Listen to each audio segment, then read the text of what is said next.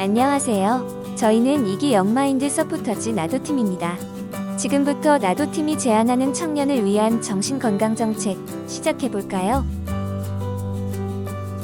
1995년 정신보건법이 처음 제정되기 이전 우리나라에는 정신질 환자를 어떻게 대우해야 하는지에 대한 규정이 없었습니다. 그저 사회적인 통념 속에서 이들을 대하다 보니 과거로부터 내려오던 편견으로 인해 우리 사회가 자유롭지 못했습니다. 정신건강보건법이 제정되었음에도 불구하고 우리는 아직 정신질환 및 정신질 환자를 포용하기에 부족한 측면이 많습니다. 국립정신건강센터에서 2015년부터 2018년까지 매년 조사한 결과 해마다 일부 긍정적인 변화는 있었지만 정신질환에 대한 인식이 쉽게 달라지지 않음을 알 수 있었습니다.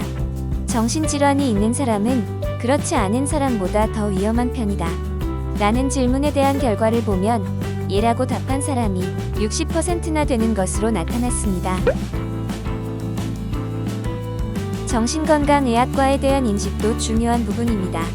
많이 개선되기는 하였지만 현재에도 정신병, 정신과라고 하면 부정적인 이미지부터 떠올리는 경우가 많습니다. 정신과 치료를 받는다고 하면 미친 사람 혹은 정신 나간 사람이라는 주변의 따가운 눈총을 견뎌야 하고요. 그래서 나도팀이 생각해 보았습니다. 바로 정신건강검진입니다. 현재 일반 건강검진 항목은 다음과 같은데요. 여기에 정신건강검진을 더한다. 과연 어떻게 한다는 것일까요? 현재 일반 건강검진 항목에는 정신건강검진이 포함되어 있지 않습니다. 생애전환기 건강검진의 경우 정신건강검진이 항목에 포함되어 있으나 2차 검진 항목으로 분류되어 있고 그 범위도 우울증 검사 대상자, 인지기능장애 선별검사 대상자에만 한정되어 있습니다. 따라서 저희 나도팀은 현재 신체 부분에만 집중되어 있는 건강검진을 정신 부분으로도 확대할 것을 제안합니다. 국립정신건강센터에 의하면 2017년 정신건강문제 경험률은 65%였으며 이들 중 실제 전문가에게 상담을 받은 경우는 약 22%로 낮은 수준을 보였습니다.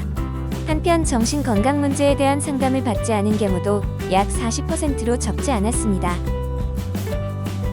현재 일반 건강검진 항목에 정신건강검진 항목을 추가하여 국민들이 건강한 정신상태를 가질 수 있도록 할 것입니다. 국가에서 진행하는 건강검진 외에도 대학병원 등에서 진행하는 사병원의 건강검진에도 정신건강검진 항목을 추가할 것을 제안합니다. 또한 일반 건강검진은 만 40대 이상으로 제한되어 있기 때문에 국가 차원에서 20대와 30대 청년을 위한 정신건강검진을 별도로 구성할 것을 제안합니다. 건강이란 단순히 질병이나 허약함이 없는 상태가 아니라 신체적, 정신적, 사회적으로 완전한 안녕 상태를 말합니다. 정신건강검진 정책은 무엇보다 국민들의 정신건강 상태를 긍정적인 방향으로 향상시킬 수 있습니다.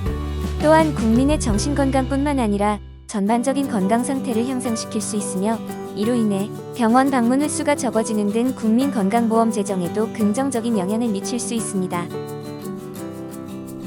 한편 정신건강검진은 정신건강의학과의 문턱을 낮게 만들어 정신과에 대한 부정적인 이미지 타파 및 친숙한 이미지 제공에 큰 영향을 미칠 것입니다.